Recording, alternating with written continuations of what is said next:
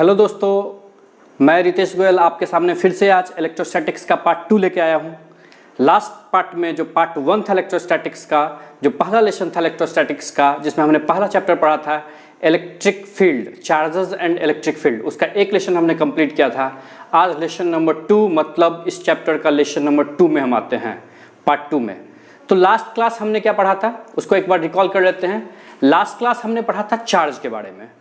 Charge क्या होता है, चार्ज की प्रॉपर्टीज क्या होती है, डिफरेंट प्रॉपर्टीज के बारे में पढ़ा। चार्ज किसी बॉडी पे कैसे आता है, चार्ज को डिटेक्ट कैसे करते हैं, ये सारी बातें हमने पिछले चैप्टर में पढ़ा। अगर आपने पिछला लेक्चर मिस कर दिया है तो हमारे नीचे दिए गए लिंक पे आप क्लिक कर सकते हैं। हमारे डिस्क्रिप्शन में जो लिंक दिया है उसको आप क्लिक करके पहला लेसन आप देख सकते हैं। तो स्टार्ट करते हैं पार्ट 2। तो पार्ट 2 जो है, मतलब इस चैप्टर का जो पार्ट 2 है, इसमें आज हम पढ़ने वाले हैं, आज के लेसन में पढ़ने वाले हैं कूलम्ब्स लॉ। कूलम्ब्स लॉ है क्या, कूलम्ब्स साहब ने दिया था, तो नाम से ही पता चलता है साइंटिस्ट तो सेल्फिश होते हैं, हर लॉ बनाते हैं और अपने नाम पे रख लेते हैं। तो कूलम्ब्स साहब ने अपने नाम पे एक लॉ दिया जिसका नाम था कूलम्ब्स लॉ। हमने पढ़ा ऑलरेडी चार्ज की एक प्रॉपर्टी है, चार्ज की एक प्रॉपर्टी है जिसमें हमने पढ़ा कि two similar charges repels each other while opposite charges attracts each other। तो ये अट्रैक्शन और रिपल्सन है क्या, जैसा कि हमने पढ़ा कि तो Q1 Q2 दो चार्जेस हैं, एक है Q1 दूसरा है Q2। अब मान लीजिए Q1 और Q2 दोनों पॉजिटिव है या दोनों निगेटिव है, दोनों के बीच में क्या होगा, अट्रैक्शन या रिपल्सन। रिपल्सन क्या होगा, repulsion. Similar charges repels each other. या अगर मान लीजिए एक पॉजिटिव है दूसरा निगेटिव है, या ये निगेटिव है ये पॉजिटिव है, इसके बीच में क्या होगा, attraction. Opposite charges attract each other. देखते हो ना आप, सिंपली देख लो कि दो अगर सिमिलर है तो दोनों के बीच में सीधे दुश्मनी, और दोनों अगर अपोजिट है सीधे दोनों के बीच में दोस्ती। ऐसे ही याद रख लो, आपको याद होगा, हमेशा ऐसे याद होगा, हमेशा पॉजिटिव पॉजिटिव दुश्मनी, पॉजिटिव निगेटिव दोस्ती, ऐसे याद होगा।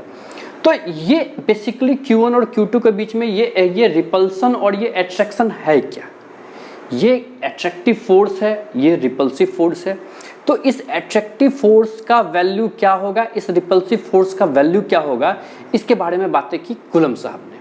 कूलम्ब साहब ने इसके मैग्नीट्यूड के बारे में बताया, इस फोर्स के डायरेक्शन के बारे में बताया, और बताया कि ये कैसे न्यूटन्स थर्ड लॉ को, कैसे एक्शन रिएक्शन पेयर है, ये कैसे न्यूटन्स थर्ड लॉ को फुलफिल करता है, ये कैसे सेंट्रल फोर्सेस है। उन्होंने इसके अलावे 2 से ज़्यादा चार्जेस लिया, तब देखा फोर्स कैसे वैरी कर रहा है। तो ये हम लोग अभी जो पढ़ने वाले हैं कूलम्ब्स लॉ, ये सारी बात उसमें हम डिस्कस करने वाले हैं। तो अब हम हेडिंग देते हैं कूलम्ब्स लॉ और कूलम्ब्स लॉ पढ़ना स्टार्ट करते हैं। तो हमारे पास हेडिंग है कूलम्ब्स लॉ। क्या हेडिंग है हमारे पास, कूलम्ब्स लॉ।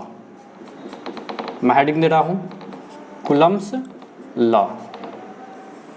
कूलम्ब्स लॉ है क्या, कूलम्ब साहब ने बोला कि कूलम्ब साहब ने 2 पॉइंट चार्जेस लिया। क्या लिया कूलम्ब साहब ने, 2 पॉइंट चार्जेस लिया। तो 2 पॉइंट चार्जेस लिया मतलब एक चार्ज लिया Q1, एक चार्ज लिया Q2। तो सबसे पहला बात बोला कि Q1 और Q2 पॉइंट चार्जेस है। Q1 और Q2 कैसा चार्जेस है, ये जो चार्जेस है Q1 Q2, ये कैसा चार्जेस है, पॉइंट चार्जेस है। कैसा चार्जेस है, पॉइंट चार्जेस है। तो पॉइंट चार्ज क्या होता है, पॉइंट चार्ज का मतलब बहुत छोटा चार्ज, बहुत छोटा, बहुत छोटा। If the linear size of the charge is very small compare to the distance between the charges. अगर इस चार्ज का लीनियर साइज कितना है, ये लीनियर साइज कितना है, ये बहुत छोटा है। लीनियर साइज कितना है, लीनियर साइज है क्या, बहुत छोटा है, एक पॉइंट है जस्ट। लीनियर साइज क्या होगा, बिल्कुल नहीं, नेग्लिजिबल के आसपास। तो अगर लीनियर साइज बहुत छोटा होता है किसी चार्ज का, then the charge is treated as point charge. तो इसको मैं लिख लेता हूं, पॉइंट चार्ज क्या होता है। पॉइंट चार्ज को अगर कोई जानना चाहे तो लिख सकते हैं, if the size of the charge is very small,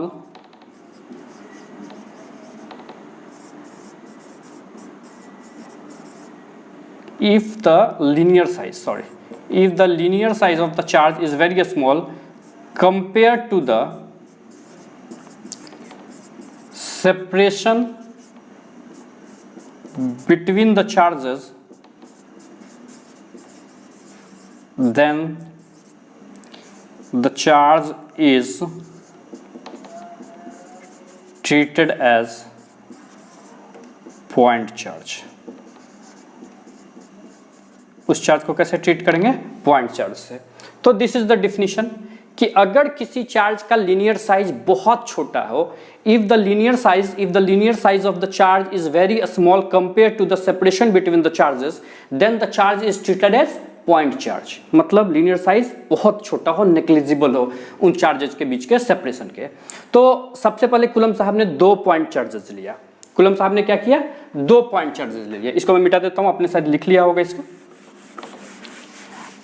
तो 2 चार्ज लिया, बोला दोनों चार्जेस के बीच का सेपरेशन r है. दोनों चार्जेस के बीच का सेपरेशन कितना है? r है. The separation between both the charges is capital R बोल देते हैं, कैपिटल R है. कुलम साहब ने बोला कि दोनों चार्जेस के बीच का सेपरेशन कितना है? r है. तो अब इन दोनों के बीच में अट्रैक्शन लगेगा या रिपल्सन लगेगा, ये कैसे डिसाइड होगा? सबसे पहले तो इसको डिसाइड करना है कि अट्रैक्शन होगा या रिपल्सन होगा. तो उन्होंने बोला 2 केस लिया. ये तो हमें पता है कि दोनों पॉजिटिव हो या दोनों निगेटिव हो तो अट्रैक्शन होगा, रिपल्सन होगा. एक पॉजिटिव एक निगेटिव, रिपल्सन होगा. इफ, तो उन्होंने शर्त बनाया, मैथमेटिकल टर्मिनोलॉजी में कहा, if Q1 into Q2 greater than 0 then repulsion. और उन्होंने बोला if Q1 into Q2 less than 0 then attraction. सीधा सवाल कैसे आया ये भी जान लो. पॉजिटिव पॉजिटिव इंटू कर दो पॉजिटिव, निगेटिव निगेटिव इंटू कर दो positive, greater than 0. Positive negative हमेशा मल्टीप्लाई करो, it will always less than 0. तो जैसे ही Q1 Q2 लेस देन 0 होगा, समझ जाना है क्या वहां पे क्या हो रहा है? अट्रैक्शन हो रहा है. अब आते हैं कुलम साहब ने जो थ्योरी दी. कुलम साहब ने बोला द फोर्स बिटवीन, पहले मैं फोर्स समझा दे रहा हूं. इन दोनों के बीच में क्या होगा? दोनों को मैं पॉजिटिव मान ले रहा हूं. इस केस पे मान लो कि दोनों पॉजिटिव है, ठीक है. तो दोनों के बीच में क्या होगा? रिपल्सन होगा. अगर एक पॉजिटिव एक नेगेटिव हुआ तो अट्रैक्शन होगा. तो मैं रिपल्सन वाला केस लेता हूं. तो कुलम साहब ने बोला the force of attraction, the force of attraction और repulsion between 2 point charges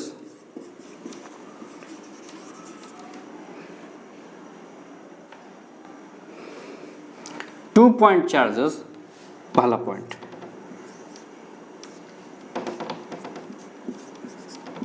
is directly proportional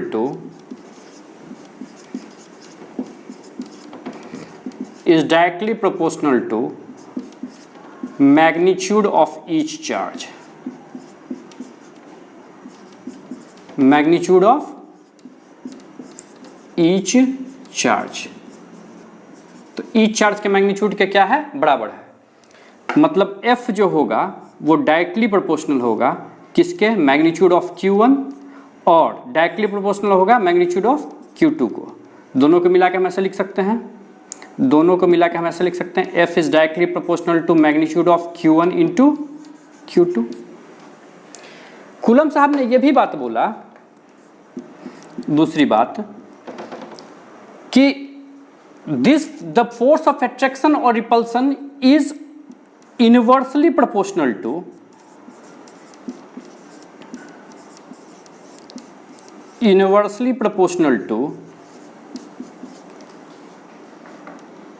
a square of distance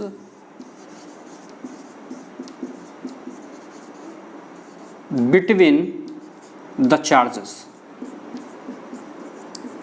जो चार्ज के बीच का डिस्टेंस है उसके इनवर्सली प्रोपोर्शनल होगा उसके डिस्टेंस के स्क्वायर के. मतलब F जो है वो डायरेक्टली प्रोपोर्शनल होगा 1/r² के.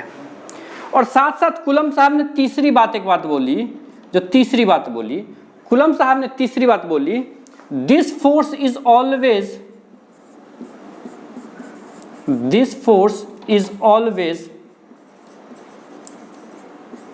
along the line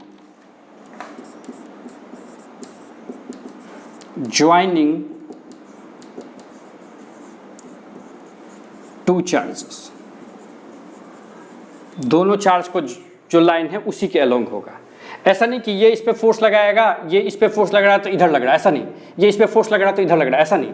ये फोर्स हमेशा इन दोनों चार्ज को जो लाइन जोड़ रहा होगा उसी के अलोंग लगेगा। तो सबसे पहले बात तो इन्होंने ये बात बोला कि जो फोर्स हो अट्रैक्शन और repulsion is always along the line joining the two charges, दोनों चार्जेस को जोड़ने वाले लाइन के अलोंग लगेगी। तो दोनों को हमने पॉजिटिव माना है, ठीक है। तो ये चार्ज इस पे फोर्स लगाएगा इधर की ओर, ये चार्ज इस पे फोर्स लगेगा इस चार्ज पे किधर की ओर, इधर की ओर। तो फोर्स का direction always along the line है, along the line joining the two charges. तो हम इन दोनों को कंबाइन कर लेते हैं। इन दोनों को कंबाइन करके हम लिख सकते हैं F, यहां पे मैं लिख रहा हूं F is directly proportional to Q1 into Q2 by R square by combining.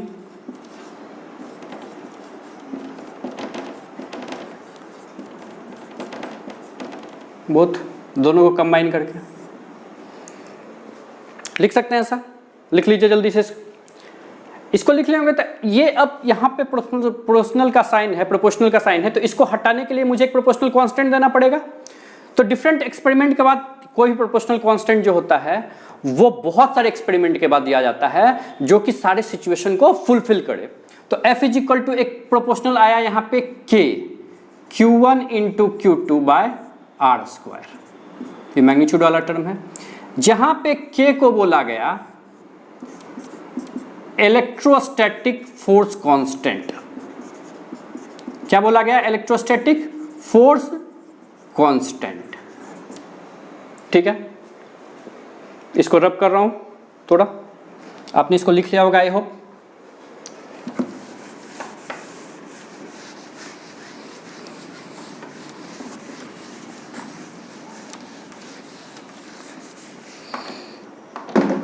चलिए,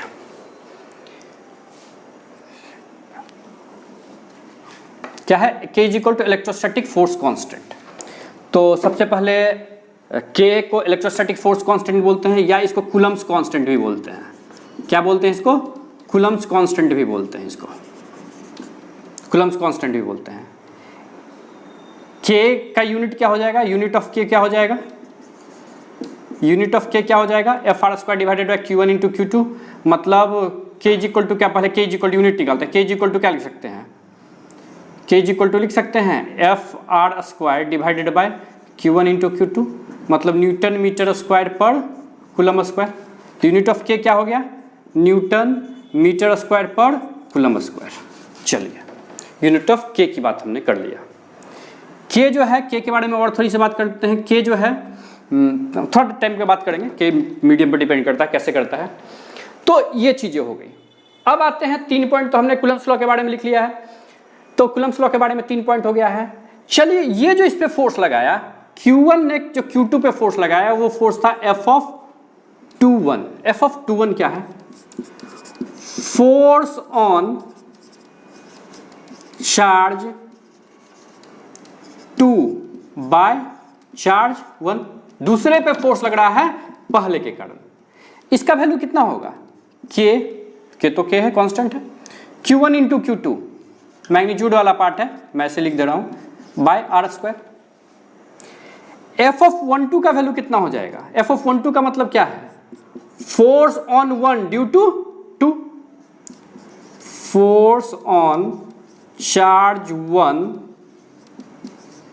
ड्यू टू 2। इसका वैल्यू कितना होगा?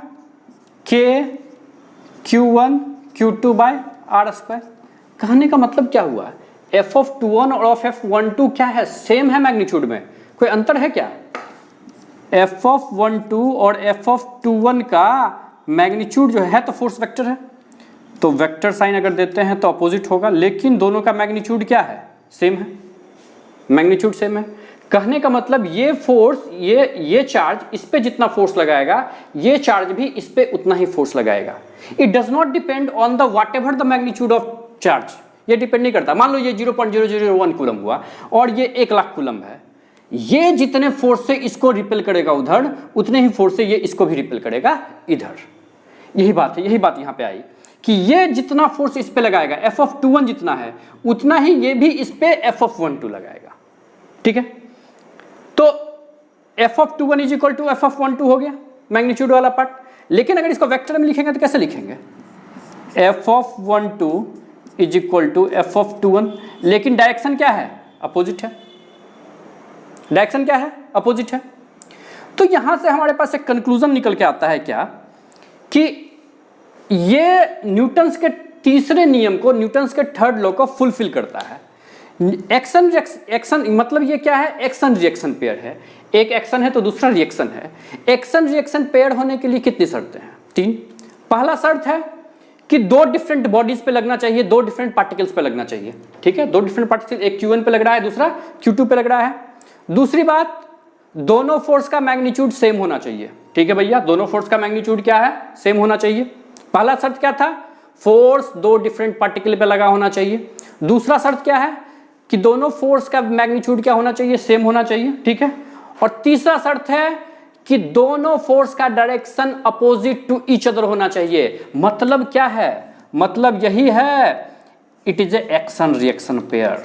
It is a action reaction pair. ये क्या है? एक्शन रिएक्शन पेयर है। मतलब न्यूटन्स के थर्ड लॉ को वेरीफाई कर रहा है। न्यूटन्स के थर्ड लॉ को क्या कर रहा है? ये वेरीफाई कर रहा है। इसीलिए इसको पता है क्या है? Along the line joining the opposite, along the line होता है, एक दूसरे के अपोजिट होता है, इसलिए इसको पता है क्या है? सेंट्रल फोर्सेस भी कहीं कहीं कहते हैं। Also known as central forces. इतनी बातें आपने लिख ली होगी। अब हम K के बारे में थोड़ा डिस्कशन करते हैं और इसको एक्सटेंड करते हैं थोड़ा। तो यहां तक हमने क्या क्या पढ़ा कि Q1 और Q2 2 चार्जेस हैं। Q1 Q2 पे फोर्स लगा रहा है F(21) और Q2 Q1 पे फोर्स लगा रहा है F(12). दोनों का मैग्नीट्यूड कितना है? सेम है, जो कि बराबर है K into Q1 into Q2 by R² के। K का यूनिट हमने निकाला न्यूटन मीटर स्क्वायर पर कूलम स्क्वायर।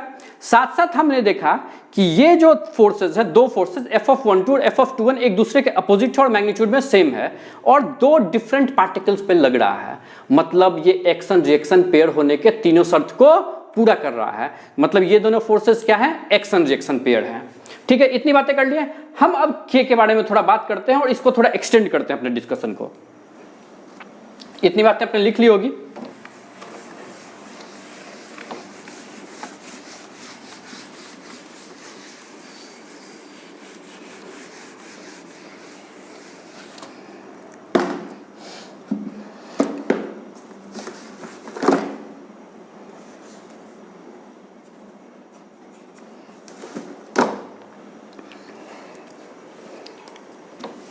चलिए आते हैं फिर से। F(12) मैग्नीट्यूड ऑफ F(12) या F(21) दोनों का मैग्नीट्यूड क्या है? सेम है। इसका वैल्यू कितना है? K into Q1 into Q2 by R²। This one is the value. इसको हम लोग एक ब्रैकेट में रख लेते हैं थोड़ा और देखते हैं क्या बातें यहाँ पे हम कर सकते हैं। K क्या है यहाँ पे? K क्या है? Electrostatic force constant.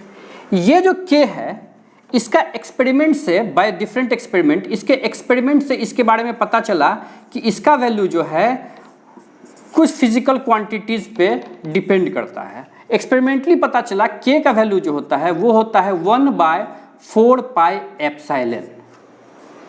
तो अब यहाँ पे तो एक नया टर्म आ गया एप्सिलॉन। इसे क्या बोलते हैं? एप्सिलॉन। एप्सिलॉन क्या है?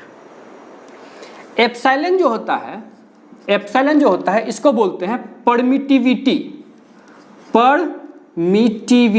Of the medium. इसके बारे में आगे पढ़ेंगे कि ये परमिटिविटी ऑफ मीडियम क्या है, परमिटिविटी ऑफ इलेक्ट्रिक फील्ड क्या है, ये सारी बातें हम पढ़ेंगे। इसका मतलब अभी बस ये जान लो, एप्सिलॉन का मतलब होता है परमिटिविटी ऑफ मीडियम। एप्सिलॉन जो होता है वो डिपेंड्स ऑन मीडियम है। ये किस पे डिपेंड करता है? मीडियम पे, depends on medium. Different medium के लिए एप्सिलॉन का वैल्यू डिफरेंट होता है। तो अगर एप्सिलॉन मीडियम पे डिपेंड करेगा, अगर ये टर्मिनोलॉजी मीडियम पे डिपेंड करेगी, तो ऑब्वियसली ये भी डिपेंड करेगा किस पे? मीडियम पे। मतलब अगर एप्सिलॉन मीडियम पे डिपेंड कर रहा है, इसका मतलब क्या है? के किस पे डिपेंड कर रहा है? Depends on medium. अगर के ही मीडियम पे डिपेंड कर रहा है, तो this electrostatic force, this coulombian force also depends on medium. अगर ये टर्म, इस पूरे एक्सप्रेशन का अगर ये टर्म मीडियम पे डिपेंड करने लग जाए, तो ये पूरा एक्सप्रेशन का जो फोर्स है, जो कूलम्बियन फोर्स है, किस पे डिपेंड करेगा? मीडियम पे।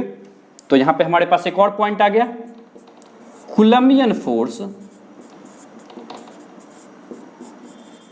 F(1) या F(1) बोलो जो भी, also depends on medium. Reason क्यों है मीडियम पे डिपेंड करता है? पता चल गया ना, क्योंकि जो प्रोपोर्शनलिटी कांस्टेंट आया के, इलेक्ट्रोस्टैटिक फोर्स कांस्टेंट आया के, ये डिपेंड कर रहा है किस पे? ये इसका एक्सपेरिमेंटल वैल्यू आ गया 1/4 पाई एप्सिलॉन। और एप्सिलॉन किस पे डिपेंड करता है? मीडियम पे। अगर एप्सिलॉन मीडियम पे डिपेंड करता है, तो के मीडियम पे डिपेंड करता है, और के मीडियम पे डिपेंड करता है, तो this force also depends on the medium. तो हमारे पास एक नया पॉइंट आ गया।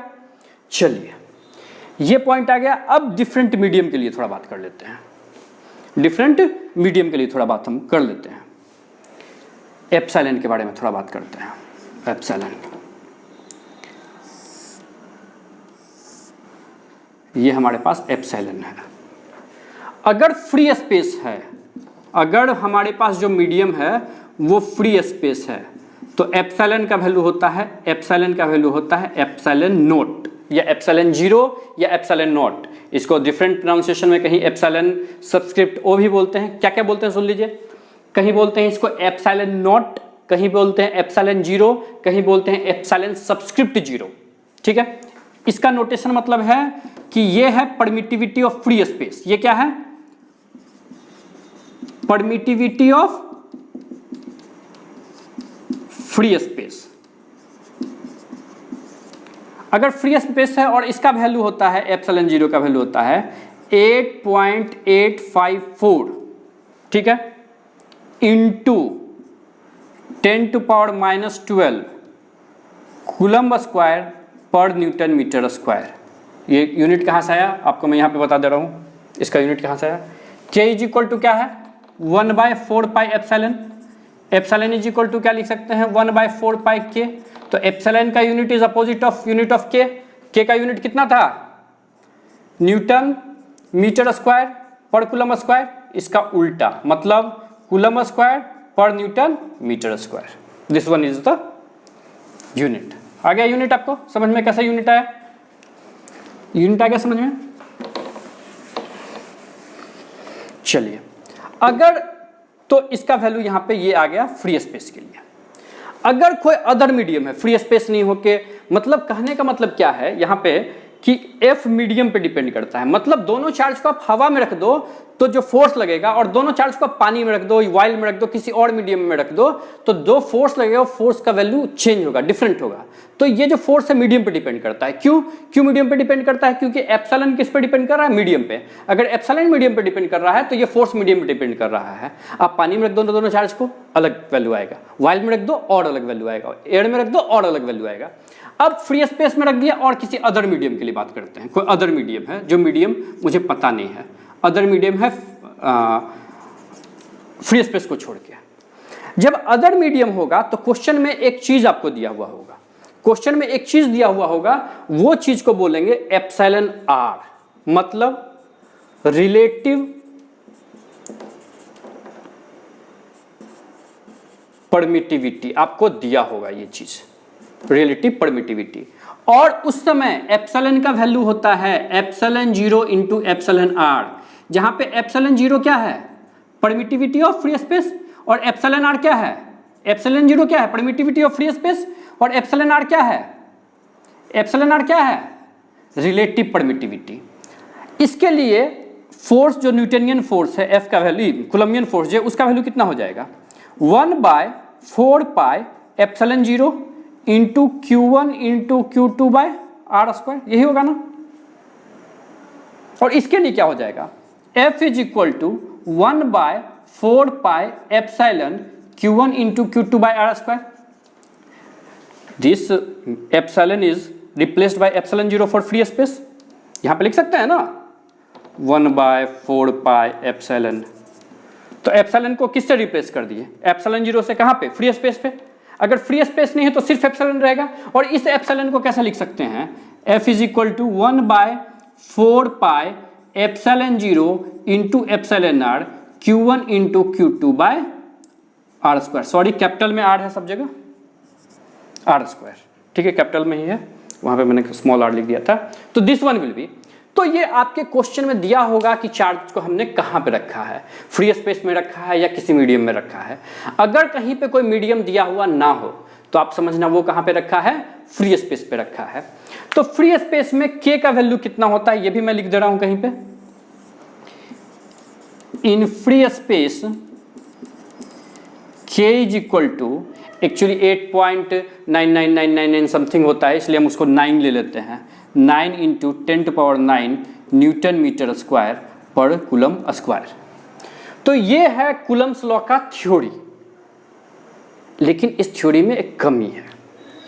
वो कमी क्या है, वो कमी ये है कि हमने अभी डायरेक्शन की बात नहीं की है, हमने डायरेक्शन की बात नहीं की है, हमने सिर्फ किसकी बात की है, मैग्नीट्यूड वाले हिस्से की बात की। डायरेक्शन की बात थोड़ी सी की कि एक दूसरे के अपोजिट होता है, ठीक है।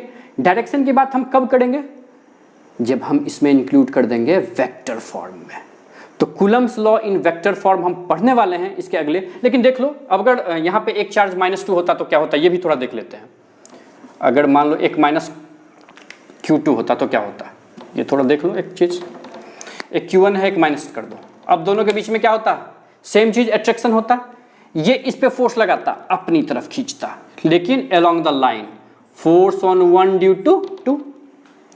ये इधर इसको खींचता इधर की ओर, F(2) ड्यू टू 1। अभी भी दोनों का मैग्नीट्यूड कितना होता, इतना ही होता, कोई फर्क नहीं पड़ता, और दोनों एक दूसरे के अपोजिट है, इसलिए तो सेंट्रल फोर्सेस है टुवर्ड्स द कॉमन सेंटर।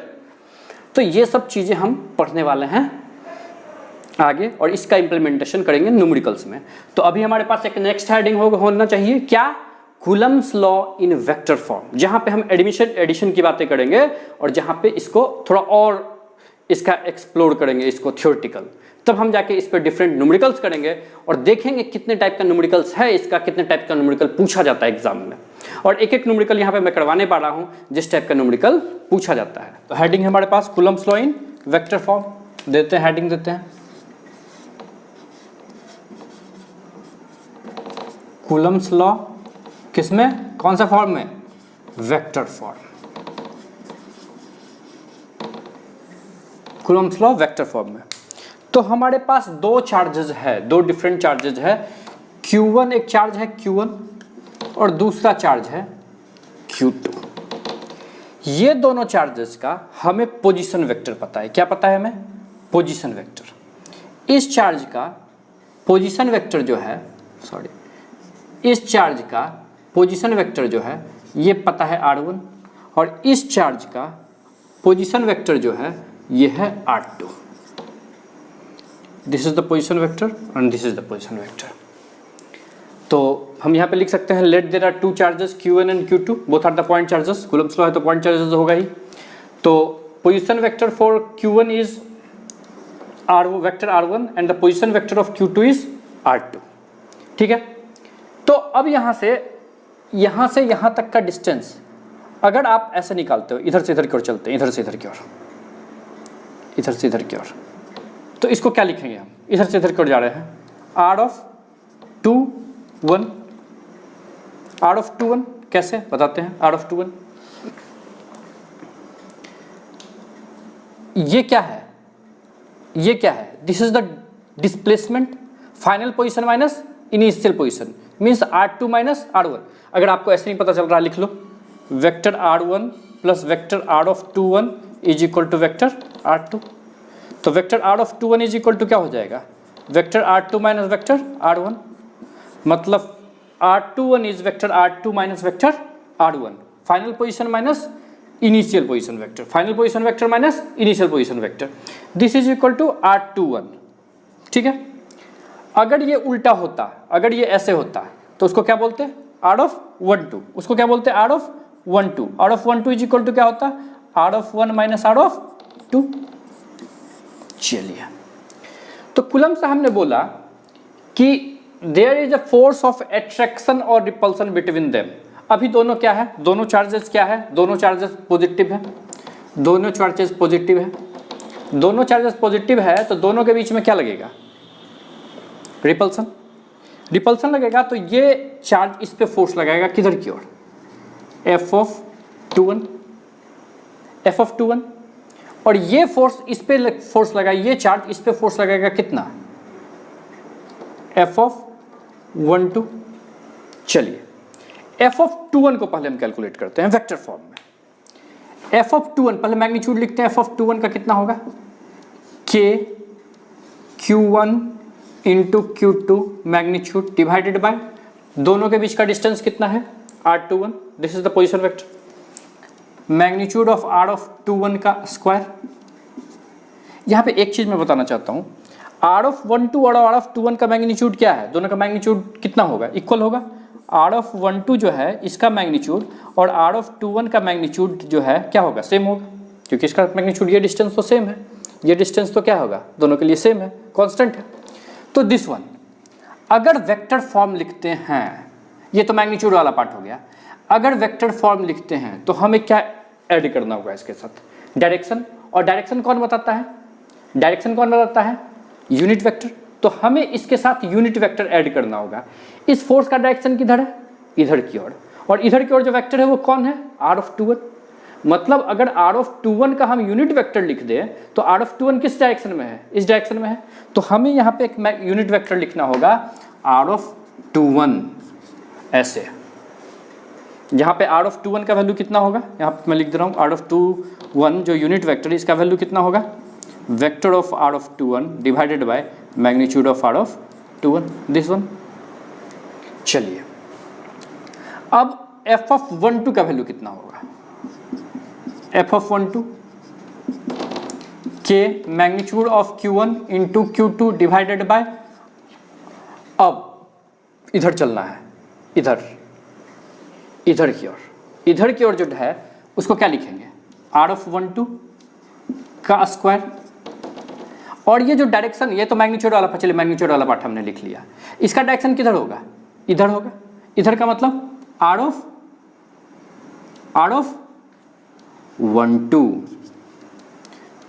ये हो गया वेक्टर में। इन दोनों को आप गौर से देखिए, दोनों का मैग्नीट्यूड सेम है, सिर्फ डायरेक्शन अपोजिट है। अच्छा, R(12) कितना, 1 2 कितना हो जाएगा unit vector, R(12) divided by magnitude of R(12). R(12) और R(21) में क्या डिफरेंस है, ये दोनों एक दूसरे के क्या है, अपोजिट है। R(12) जो है वो माइनस ऑफ R(21) है, R(21) इधर है तो R(12) किधर होगा, इधर होगा। तो इन दोनों में क्या रिलेशन आएगा, हम इसको ऐसा भी तो लिख सकते हैं ना, F(12) is equal to K magnitude of Q1 into Q2 divided by R(12)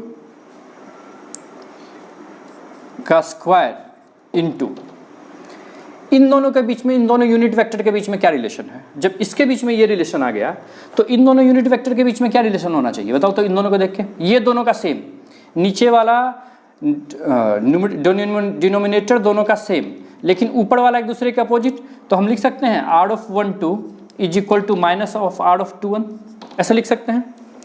तो यहाँ पे माइनस ऑफ R(21) हमने लिख सकते हैं। अब देखो तो इन दोनों में क्या रिलेशन है, इन दोनों में रिलेशन है F(12) is equal to minus of F(21), opposite forces. तो ये है वेक्टर फॉर्म, ये है वेक्टर फॉर्म, ठीक है। हमने कुछ नहीं किया है, हमने सिर्फ यहाँ पे यही किया है कि हमने दो चार्जेस लिया है Q1 और Q2। हमने क्या किया है, दो चार्जेस लिया है Q1 और Q2। Q1 का पोजीशन वेक्टर R1 है, Q2 का पोजीशन वेक्टर R2 है। Q1 और Q2 दोनों पॉजिटिव हम सोच के चले हैं, तो दोनों के बीच में क्या होगा, रिपल्सन। Q1 Q2 पे फोर्स लगाया कितना, F(21). F(21) is the force due on Q2 due to Q1, ठीक है, F(21). F(12) is equal to force on Q1 due to Q2। चलिए ठीक है, अब ये डिस्टेंस ये पोजीशन वेक्टर पता है, ये डिस्टेंस पता है, ये कैसे पता चलेगा, तो लिख लिए। हम जब इधर की ओर चलते हैं तब this vector plus this vector is equal to this vector. देखिए तो R1 plus R(21) is equal to this one, तो R(21) इज इक्वल टू कितना आ गया, R(2) माइनस R(1). सिमिलरली उसका अपोजिट चलेंगे तो क्या हो जाएगा, सिमिलरली ऐसा करके आप देख सकते हो। सिमिलरली इसका अपोजिट ले लो, इसका अपोजिट लो, इधर से चलो, इधर की ओर देखो, इस फिगर को आपने बना लिया होगा, इस फिगर को लेकर चलो। आप क्या लिख सकते हो, आप R(2), अब क्या लिख सकते हो, यहाँ पे मैं लिख रहा हूँ थोड़ा सा, R(2) plus R(12) is equal to R(1). तो R(12) इज इक्वल टू कितना आ गया, R(1) माइनस R(2). यही चीज़ यहाँ पे मैंने बोला ना, तो ऐसे कर सकते हैं। तो अभी जो मैंने लिया था उसी को ओरिजिनल रखते हैं समझने के लिए। सेम चीज़ है, अगर आपका वेक्टर का कॉन्सेप्ट यहाँ पे क्लियर है तो आपको समझ में आएगा। तो R(21) किधर से किधर की ओर, इधर की ओर है। R(12) किधर से किधर की ओर होगा, इधर की ओर होगा। दोनों वेक्टर एक दूसरे के अपोजिट है, मतलब निगेटिव ऑफ वेक्टर, ठीक है। दिस वन समझ में आ गया। अब लेकिन ये डिस्टेंस तो फिक्स है, ये डिस्टेंस जो सेपरेशन है दोनों चार्जेस के बाद तो फिक्स है, मतलब magnitude of R(21) is equal to magnitude of R(12), ठीक है। अब इस डायरेक्शन को, ये जो फोर्स का डायरेक्शन है, इस डायरेक्शन को हम अगर डायरेक्शन दिखाने के लिए क्या कर सकते हैं, यूनिट वेक्टर का यूज करेंगे। कौन सा यूनिट वेक्टर का, R(21). तो R(21) इज इक्वल टू क्या लिख सकते हैं, मैग्नीट्यूड ऑफ R(21) लेना पड़ेगा नीचे की ओर, डिनोमिनेटर में और न्यूमरेटर में R(21), ठीक है, R(12). सिमिलर देख लीजिए, तो दोनों के यूनिट वेक्टर में क्या रिलेशन है, एक दूसरे के अपोजिट है।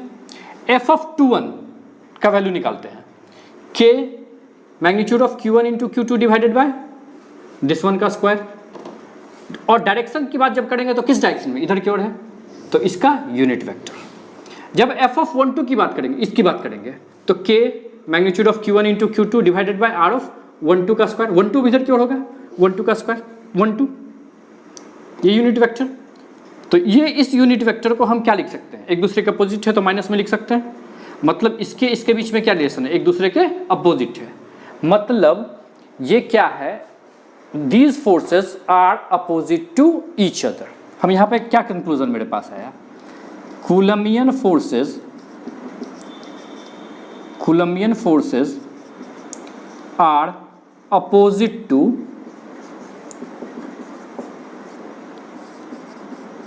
ईच अदर, ठीक है, एक दूसरे के अपोजिट होते हैं, ठीक है। इतनी बात तो समझ में आ गई। थोड़ा सा इस पर और एलिब्रेट कर देता हूं मैं।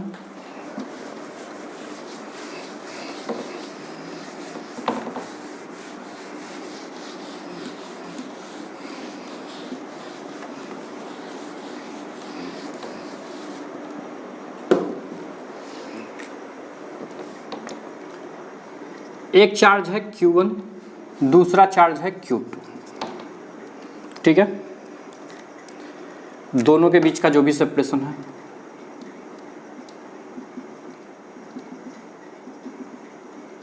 अच्छा यहाँ पे ये चार्ज है Q1 Q2, ठीक है।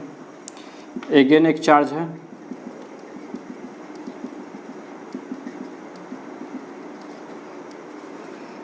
Q1 और एक दूसरा है -Q2, ठीक है। ये इस पे फोर्स लगाएगा किधर की ओर, इधर की ओर, F(12). ये किसकी ओर फोर्स लगाएगा, F(21). ये अट्रैक्ट करेगा इधर की ओर, F(12). ये इधर की ओर, F(21), ठीक है। अगर पोजीशन वेक्टर वाला हिसाब किताब हम रखें तो, पोजीशन वेक्टर वाला हिसाब किताब रखें तो F(21) इधर हो गया, F(21). तो ये जो पोजीशन वेक्टर है इसका वैल्यू कितना हो जाएगा, K, मैं ब्लैक से लिखता हूँ, K Q1 into Q2 divided bye R(21) का स्क्वायर इंटू R(21) कैप। ये इधर की ओर कितना हो जाएगा, K Q1 into Q2 divided by R(12) का square into into R of 1 2 cap. ये किधर की ओर है, ये फोर्स किधर की ओर है, इधर की ओर है उल्टा। तो ये फोर्स जो भी मैग्नीट्यूड होगा उसके साथ क्या हो जाएगा मल्टीप्लाई 2 1, और इसके साथ क्या मल्टीप्लाई हो जाएगा, इसके मैग्नीट्यूड के साथ क्या मल्टीप्लाई हो जाएगा आर ऑफ 1 2, इधर की ओर है। तो ये थोड़ा आपको देखना होगा, ठीक है। इतनी बातें हो गई। अब आते हैं force due to multiple charges. Force due to multiple charges कहने का मतलब मैं यहाँ पे पढ़ाता हूँ कि आप ऐसे बोल सकते हैं a system of forces due to multiple charges. तो नेक्स्ट पॉइंट है force due to multiple charges, ठीक है। Force due to multiple charges, तो force due to multiple charges का कहने का मतलब क्या है कि अगर मोर देन 2 चार्जेस अवेलेबल है, मोर देन 2 चार्जेस, मान लो 3 चार्जेस है, 4 चार्जेस है, 5 चार्जेस है, n चार्जेस है, तो किसी एक पे जो फोर्स चार्जेस लगेगा वो कितना होगा, नेट फोर्स। यहाँ पे नेट फोर्स का कॉन्सेप्ट आता है। तो मान लो जैसे कि एक चार्ज Q1 है, ये एक चार्ज Q2 है, एक चार्ज यहाँ पे Q3 है, ठीक है। 3 चार्जेस। Q1 का जो पोजीशन वेक्टर है वो है R1, Q2 का जो पोजीशन वेक्टर है वो है R2, और Q3 का जो पोजीशन वेक्टर है वो है R3, ठीक है। तो यहाँ पे बेसिकली क्या है, मुझे निकालना क्या है, फोर्स ऑन चार्ज 2। मान लो किसी पे भी निकाल लो, मुझे कहने का मतलब मुझे ये करना है कि किसी एक पे फोर्स निकालना। पहले 2 था तो आप तो निकाल, तो ये इस पे फोर्स लगा रहे, ये इस पे फोर्स निकाल रहे, इस पे फोर्स आप निकाल सकते थे कि Q1 into Q2 divided by this का स्क्वायर, ये निकाल लेते थे। लेकिन अभी कैसे निकालेंगे, अगर इस पे, अगर ये भी चार्ज अवेलेबल है तो मुझे बेसिकली निकालना है, इसमें निकालते हैं, ठीक है। मुझे बेसिकली निकालना है नेट फोर्स ऑन 2, ये मुझे फाइंड करना है। फोर्स है तो वेक्टर होगा, ये मुझे फाइंड करना है यहाँ पे। तो इसके लिए मैं 2 नोट्स यहाँ पे कुछ लिख रहा हूँ। तो the net force on any charge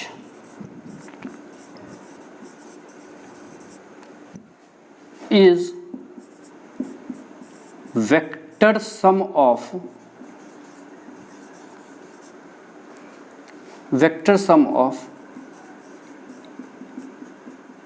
individual forces due to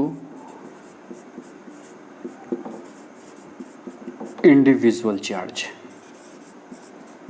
कहने का मतलब क्या हुआ, कहने का मतलब हुआ किसी चार्ज पे the force on any charge is vector sum of individual forces on due to individual charge. इस पे जो फोर्स लगेगा, नेट फोर्स लगेगा, वो वेक्टर सम होगा। वेक्टर सम होगा किसका, इस पे जो इंडिविजुअल चार्ज ने जो फोर्स लगाया होगा उस इंडिविजुअल फोर्सेस का वेक्टर सम। जैसे कि इस पे सबसे पहले फोर्स किसने लगाया होगा, ये Q2 है, Q2 को मैं यहाँ लिख रहा हूँ। सबसे पहले इस पे फोर्स किसने लगाया होगा, इसने लगाया होगा along दिस लाइन। किधर की ओर लगाया होगा, इधर की ओर लगाया होगा, कितना F ऑफ 2 1। और उसके बाद इस पे फोर्स किसने लगाया होगा,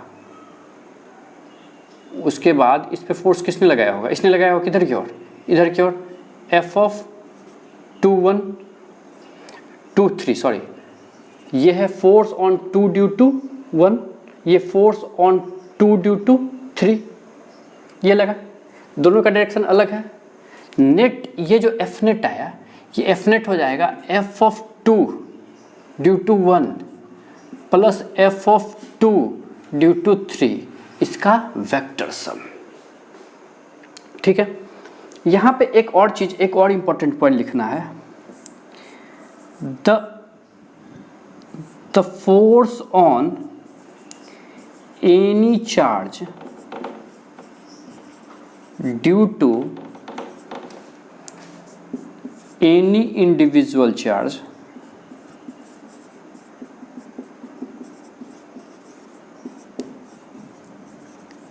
does not change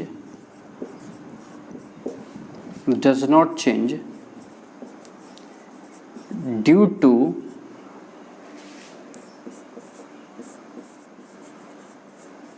presence of other charges, due to presence of other charges. ये एक बात आप ध्यान रखिए। कहने का मतलब क्या हुआ, इस पे जो नेट, मान लो ये तो हमने निकाल लिया कि ये वेक्टर सम होगा। किसी पे भी आपको फोर्स निकालना है तो अदर जितना भी इस पे फोर्स लगाएगा सबका, इस पे सबसे पहले इसने फोर्स लगाया, इसके कारण ये हो गया, इसके कारण इसने फोर्स लगाया, इसके कारण ये हो गया, तो नेट फोर्स सब किधर होगा, इन्हीं दोनों का क्या होगा, वेक्टर सम होगा। नेट फोर्स किधर क्या होगा, इन दोनों का वेक्टर सम, इन दोनों का क्या होगा, वेक्टर सम होगा। नेट फोर्स कहीं इधर की ओर होगा, एफ नेट ऑन टू इधर की ओर कहीं होगा। लेकिन ये पॉइंट क्या बोल रहा है, ये पॉइंट बोल रहा है Q2 पे जो Q1 के कारण फोर्स लग रहा है कितना था, F21। इस F21 का वैल्यू ये Q3 के प्रेजेंस के कारण चेंज नहीं होगा। ये जो F21 पहले था वही F21 बाद में रहेगा। मतलब दो फोर्सेस तो आपके पास है, दो चार्जेस हैं। मान लीजिए एक चार्जेस है Q1, एक चार्जेस है Q2। तो Q1 ने Q2 पे फोर्स लगाया, मान लो 5 न्यूटन। अब यहाँ पे एक तीसरा चार्ज ले आओ, ठीक है। लेकिन ये तीसरा चार्ज आए नहीं आए, चौथा चार्ज आए, पांचवा चार्ज आए, इसके कारण इस पे जो फोर्स लग रहा है वो 5 न्यूटन ही होगा। हो सकता है नेट फोर्स चेंज हो जाए। Net force can, however net force can vary, but the force due to Q1 can not be vary. मतलब इस पे नेट फोर्स चेंज हो रहा है, नेट फोर्स इतना है, लेकिन इसके कारण जो फोर्स F21 है वो चेंज नहीं होगा। तो यहाँ पे एक लाइन और लिख सकते हैं, however net force can change, however net force can change। ठीक है, तो ये हम 3 चार्ज लिए। अब मोर देन हम 3 चार्जेस लेके देखते हैं कि इसको हम कैसे कंप्लीट करते हैं। मोर देन 3 चार्जेस हम लेते हैं, ठीक है।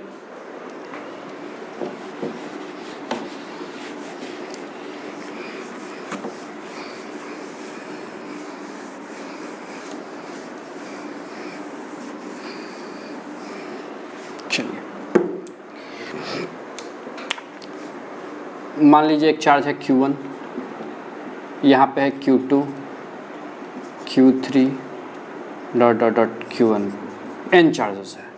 सबका पोजीशन वेक्टर आपको पता है, सबका पोजीशन वेक्टर पता है। आपको फोर्स निकालना है किसी एक चार्ज पे, मान लो Q3 पे हम फोर्स निकालना है।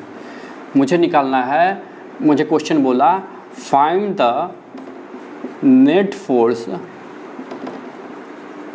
ऑन Q3 पे। तो सबसे पहले Q3 पे कौन फोर्स लगाएगा, Q1, उसके बाद Q2, उसके बाद Q3, उसके बाद Q4, Q5, Qn तक फोर्स लगाएगा।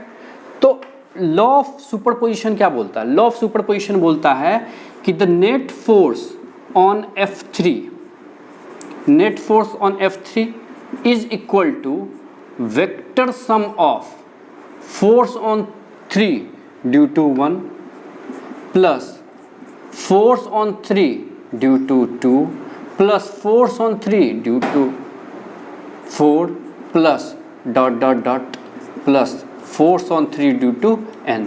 This is the vector sum. इसका हम रिजल्टेंट निकाल लेंगे। मुझे एंगल्स पता होगा, रिजल्टेंट आप निकाल सकते हो, आपने मैथ्स पढ़ा है, वेक्टर पढ़ा है। तो मुझे समझाने का यहाँ पूरा जो समझाने का पूरा मोटो है ये है कि किसी एक चार्ज पे अगर आपको फोर्स निकालना हो बहुत सारे चार्जेस के कारण, तो आप कुछ मत करना, आप सिंपली क्या करना, उस चार्ज पे फोर्स निकालना, पहले चार्ज के कारण, दूसरे चार्ज के कारण, तीसरे चार्ज के कारण, और सबका वेक्टर सम कर देना।